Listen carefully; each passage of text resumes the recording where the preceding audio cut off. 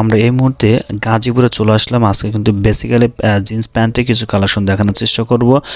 একদম 2026 সালে আনকমন ডিজাইনে কিছু চমৎকার ডিজাইনের জিন্স প্যান্টের কালেকশন থাকবে এই ভিডিওতে। তো যারা আমাদের চ্যানেলে নতুন, অবশ্যই চ্যানেলটা সাবস্ক্রাইব করুন এবং পেজটাকে ফলো দিয়ে পাশে থাকবেন নতুন বিজনেস আইডিয়া পাওয়ার জন্য।